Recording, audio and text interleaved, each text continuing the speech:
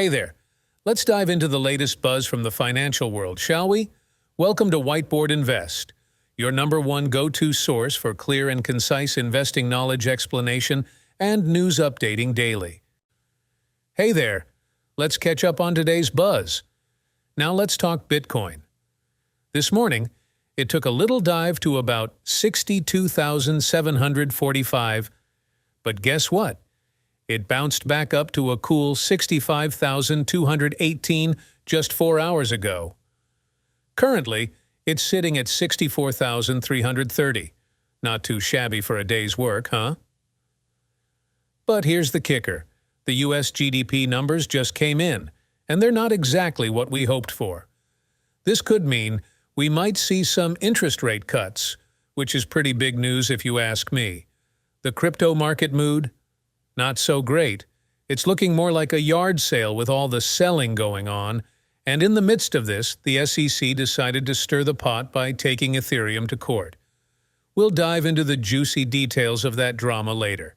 And that's not all. There's a bunch of other headline-grabbing updates about the market's overall vibe. But let's not get ahead of ourselves. I'll share the good stuff in the second half of our chat. Stay tuned. The U.S. economy's growth is kind of like a car stuck in traffic. It's moving, but way slower than we want. We're talking a GDP growth of just 1.6% for the first quarter, which is less than half of what we saw at the end of last year. And it's not just a bit below the forecast of 2.2%. It's like expecting a full pizza and getting just a slice. Now, inflation is like the uninvited guest who just won't leave. The core PCE price index, that's the one without food and energy prices, has jumped from 2% to 3.7%. That's not just a hop, it's a leap. And it's the worst news for the Fed because they were hoping for a chill scenario where inflation cools down and the economy stays steady. A soft landing, you know? But here's the twist. We've got stagflation. It's like being stuck between a rock and a hard place. The economy's weak, and prices are soaring. The Fed's got a toolbox, but it's tricky to use. They can tighten or loosen the money flow with interest rates. But with the economy already fragile and inflation high, they're caught in a bind. Do they focus on taming inflation or give the economy a boost? It's a tough call. And if we're not careful, this slow growth could hit a full stop, or worse, reverse into a recession. That's the kind of plot twist nobody wants. So, the Fed's pacing the floor, worried about the next inflation report. If it shows the numbers are still climbing, well, that's going to shake things up even more. It's like waiting for the next episode of your favorite show, but you're not sure you're going to like the plot. Stay tuned, my friend. The economy's season finale is yet to come. Hey folks, let's chat about Alphabet, the big umbrella company that Google is just a part of now. They've had a killer Q4, seriously. They raked in a whopping $54 billion, which is way over the $59 billion everyone was expecting. So YouTube's been killing it with ads, pulling in $8.09 billion, which is more than the $7.72 billion forecasted. And it's not just YouTube. Their cloud services are also bringing home the bacon, exceeding expectations. But wait, there's more. Alphabet's going all out, announcing they're going to dish out dividends and buy back a massive $70 billion in shares. This move sent their stock price soaring by 11.43%. Talk about a payday, right? This good news has given the Nasdaq futures a nice boost, with a 0.74% uptick in S&P futures too. The Dow Jones? Well, it's playing it cool with no change. But here's the thing. These are just the appetizers. The main course will be served at 6:30 a.m. Cali time when the markets open and we get the latest on the PCE inflation numbers. And let's not forget, the Fed's got a meeting next week. They're in a bit of a pickle, facing tougher decisions than they've had to in the last 2 years. So, grab your popcorn, because the financial world's got some drama unfolding, and it's gonna be interesting to see how it all plays out. Let's dive into the crypto world with a chatty twist. So, you know how we all get used to stuff after a while? Like when the Fed kept hiking up those interest rates and we were all like, oh no, at first, but then the market just shrugged it off? That's what's happening. It's 2023 and everything's bouncing back. Not just crypto, but stocks and real estate too, even though the Fed's still playing the tough love game with high rates. At the start of the year, everyone was betting on the Fed to slash rates a bunch of times, but now, not so much. The expectation's down to just one cut. I mean, look at the odds. They've shifted from a tiny 3% chance of no cuts to a whopping 36%. That's a big leap, right? But here's the kicker. Long term, it's all the same old story. Whether the financial skies are clear or stormy, the end game's usually more money in the market and lower rates. Take Bitcoin, for example. It kicked off the year at $42,000, and now it's strutting around at $64,000, despite the rate cut drama. So, what's the moral of the story? Short-term news might make the markets jittery, but in the grand scheme of things, they're like, whatever. We've seen this before. And when you zoom out, you'll see that assets like Bitcoin are just doing their thing, climbing up over time. Because, let's face it, there's only so much Bitcoin to go around, and in the end, it's all about that limited supply. So, no matter the political weens or market storms, Bitcoin's got its cap of 21 million, and that's not changing.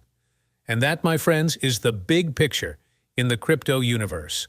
So, there's been a bit of a worry wave hitting the Bitcoin spot ETF market. Despite this, Bitcoin's price today is pretty much where it was yesterday. Just a tad higher, actually. Yesterday, when I was making the video, it was at $63,000. And today, it's taken a slight step up, not down. But here's the interesting part.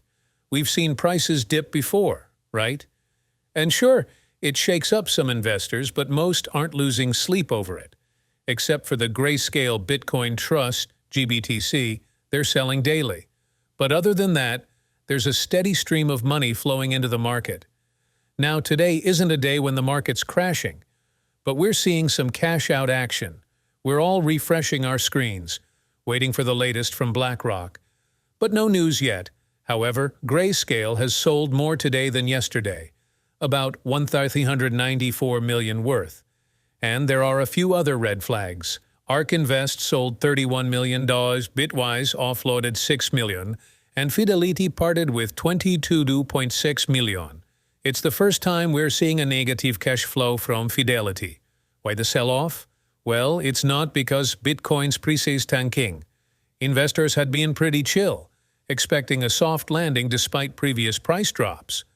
But today, with the GDP news shaking up expectations, we're seeing some jitters and a bit of a sell-off from these investment funds.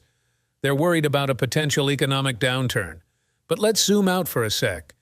We've talked about this before. Short-term, news can cause ripples, but long-term, it's a different story.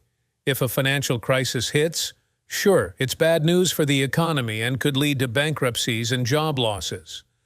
But on the flip side, the Fed would likely loosen the purse strings, pumping money into the market. Long-term, the outcome tends to be the same. Lower interest rates and more money printing. The difference is just the context. We'll get a clearer picture after the Fed's meeting next month. Right now, we're all on the edge of our seats, waiting for the final word from BlackRock. If they report a negative cash flow, it'll be the first time since the positive streak started. Yesterday, BlackRock reported zero cash flow, ending a 72-day positive run. But so far, they haven't had a day in the red, unlike Fidelity, which is already there today, possibly closing out with a negative $197 million. So, let's wait and see what the next few hours bring us. Now, let's chat about the whole Bitcoin spot ETF saga that's been unfolding. So, the SEC has been dragging its feet on whether to greenlight options trading for these funds.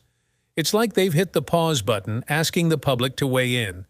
But it feels more like they're just buying time. You see, the market's buzzing about having a variety of products tied to Bitcoin's spot market. It's not just about having more toys in the sandbox. It's about building a fortress around the market to keep it safe and sound for the long haul. We started with Bitcoin futures ETFs, and now we've got the spot ETFs, which is awesome. But what everyone's really waiting for is to layer on those options products. It's like adding extra toppings on a pizza. The more, the merrier, and it just makes the market that much stronger. Now, big players like BlackRock have thrown their hats in the ring, which shows just how serious this is. But here's the kicker. The SEC might just say nope to all of it next month. Rumor has it they're not too keen on giving the thumbs up, and with Reuters spilling the beans that the SEC's recent meetings have been pretty one-sided, it's not looking too hopeful. So we're all on the edge of our seats, waiting to see if the SEC will pull a fast one and approve these bad boys, or just stick to their old ways and shut it down. If they do go for it, it'll be like hitting the jackpot for the Bitcoin market. But for now, we just gotta wait and see what the next month brings. Fingers crossed, right? Coming up next, Consensys, this big shot company backing Ethereum, got a Wells notice from the SEC. That's like a heads up saying, hey, we might sue you. But it's also a chance for Consensys to say, hold up, why don't you reconsider? Now, instead of sitting around waiting for the SEC to make a move, Consensys is flipping the script. They're taking the SEC to court first. It's a bold move, asking a judge to confirm once and for all that Ethereum isn't a security, which is what the CFTC thinks too. The SEC is kind of on its own thinking ETF is a security, and they haven't even officially said it yet. And get this, Consensys isn't just stopping there. They're also fighting for Metamask, insisting it's not a broker-dealer despite its swap feature. They're like, nope, it's just a wallet, nothing more. This whole thing is a big deal because Consensys isn't just any company.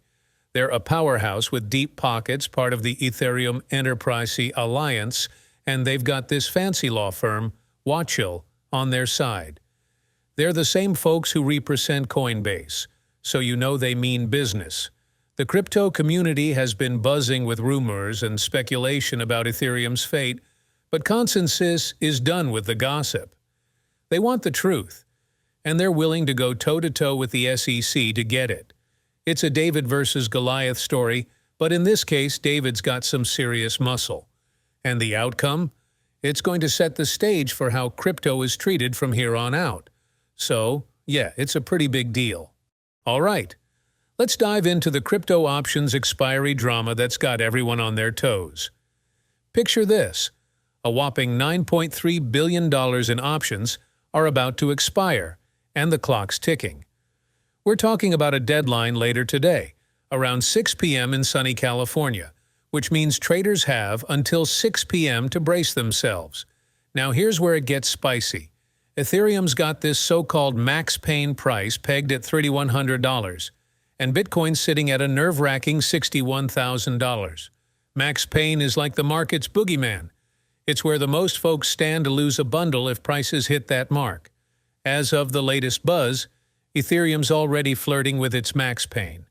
Bitcoin, though, is playing hard to get, lounging around $64,000.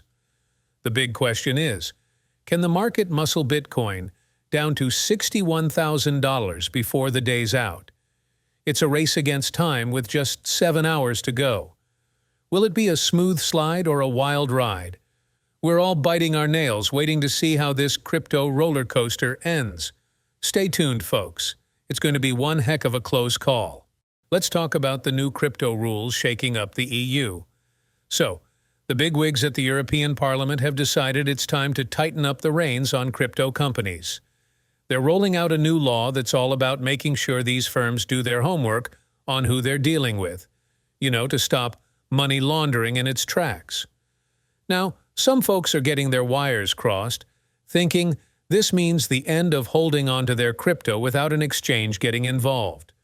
But that's just a mix-up. This law isn't about telling you and me what we can do with our crypto wallets. It's for the exchanges operating in the EU. What's the deal then? Well, these exchanges have to step up their game with KYC, that's Know Your Customer, for the uninitiated. They'll need more paperwork, more checks, just more of everything to prove they're keeping things clean. And while this law is hot off the press now in 2024, it's got a runway of 3 years before it's in full swing. So, while some are crying out, "Oh no, Big Brother's locking down our crypto freedom," that's not really the case. It's business as usual for personal wallets, at least for now. The law's focus is on making exchanges more accountable, not on limiting personal crypto stash. But hey, who knows what the future holds, right? For now, let's just keep an eye on those exchanges and make sure they're playing by the rules. All right, let's dive into what's happening in the world of cryptocurrency, focusing on our good old friend Bitcoin. So check this out. The percentage of Bitcoin's profitability is sitting pretty at 87%, pretty much the same as yesterday. That's stability for you. Now, here's the deal. We actually kind of want Bitcoin to hang out at this level, maybe even dip a bit. Why? Well, because stability is key for its long-term game. We want those indicators to cool off a bit, maybe take a breather for a few weeks or even a couple of months. It's like letting a pot simmer for a bit, you know? But here's where it gets interesting. When Bitcoin takes a hit, it's like a domino effect for other cryptocurrencies, aka altcoins. Picture this. Bitcoin drops by 5%, and bam, your altcoins might take an even deeper dive. It's like they're all dancing to Bitcoin's tune. And speaking of Bitcoin, it's like the rock star of the crypto world, stealing the spotlight with its massive market dominance. With a market cap of around 1.2 trillion out of the total 2.4 trillion, it's the big player in town. It sets the tone for the whole market, like a trendsetter at a fashion show. Now let's take a peek at today's market. While Bitcoin's market cap hasn't budged much from yesterday, there's a sea of red out there. Yep, lots of altcoins are taking a hit, dropping around 4 or 5% despite Bitcoin holding steady. It's like Bitcoin's the cool kid at the party, and everyone's watching to see what it does next. So, there you have it. Bitcoin's stability is crucial, not just for itself, but for the entire crypto neighborhood. It's like the anchor keeping everything grounded in this wild, ever-changing market. All right, folks, let's break down this clip we've got featuring the big boss over at Cantor. You know, the company that's all about storing those digital dollars. They're pretty cozy with crypto, so when their CEO speaks up about Bitcoin, you better listen. So, here's the scoop, straight from the CEO's mouth. Bitcoin's not going anywhere. Nope, it's here to stay, and it's got a bright future ahead. Forget about worrying whether its price will jump up or down today, tomorrow, or even next year. This guy's thinking long-term, and he's on to something. He's talking about this cool thing called the Bitcoin halving event, which happens about every 4 years. It's like clockwork. And get this, every time it happens, Bitcoin's price tends to shoot up. So the CEO's basically saying, hey, we've got a Bitcoin haven coming up, and in 4 years, come talk to me again. I bet you Bitcoin's going to be worth even more. See, it's all about understanding the cycle. Bitcoin goes through these phases, and each time it does, it comes out stronger and pricier. It's like watching a flower bloom or something. So, when the big boss says Bitcoin's on the up and up, you better believe it. That's the word from the CEO of Cantor, folks. Confidence in Bitcoin's future, backed by a solid understanding of its growth patterns. So, if you're in it for the long haul, Bitcoin might just be your golden ticket. Now, have you heard about what's going on with Bitcoin ETFs? It's pretty cool. Morgan Stanley, you know, the big finance company, might let their 15,000 brokers start chatting up Bitcoin ETFs to clients. It's not a done deal yet, but if it happens, it could really shake things up. So there are like 3 stages to this whole Bitcoin ETF thing. Right now, we're in stage 1, where folks are just figuring it out on their own, buying them on stock exchanges and all. But then, stage 2 is when brokers get in on the action and start pushing Bitcoin ETFs. That's when we'll see a more steady flow of investments, not just quick cash-ins and outs. And get this, stage 3 is when the big guns, like major companies, start pouring money into Bitcoin ETFs. That's when it becomes a serious part of their investment strategies. Imagine that. Bitcoin going all mainstream with the suits and ties. That's when the money flow gets real stable, and we can expect less of a roller coaster ride in the market. Pretty exciting times ahead, don't you think? So, today we've got some juicy info about JP, you know, that retirement consulting company. Well, turns out they're not just dealing with stocks and bonds anymore. They're diving into the world of Bitcoin ETFs. That's right. They've got their hands on a hefty chunk of those ETF shares, signaling a big move into crypto from the institutional crowd. Now check this out. Bitcoin's market cap has been on a wild ride, topping a whopping $12 billion since the start of the year. And get this, despite all the ups and downs in Bitcoin's price, the money keeps flowing in. It's like a river that just won't stop. But here's where it gets interesting. Bitcoin ETFs are playing a major role in all this. Even a tiny fraction of the money pouring into these ETFs can cause some serious waves in the market. It's like throwing a pebble into a pond and watching the ripples spread. And let's not forget the human element here. Whether you're a regular investor or managing billions, emotions still run high. Fear, greed, they're all part of the game. It's like a roller coaster of emotions out there. Now, on to the big players. We've got banks like B. White Malin jumping into the game, storing shares of BlackRock and race-scale Bitcoin ETFs. And hey, even major stock exchanges like Deutsche Börse are getting in on the action, offering crypto trading services to their big-shot institutional clients. So, there you have it. Institutions are making some serious moves in the crypto world. With Bitcoin ETFs gaining traction and big names joining the fray, it's like the Wild West of finance out there. But hey, that's what makes it exciting, right? Alright, that's hottest news today. If you guys did find this video helpful, leave a like and subscribe our channel for more free content. Thanks for watching. Peace out.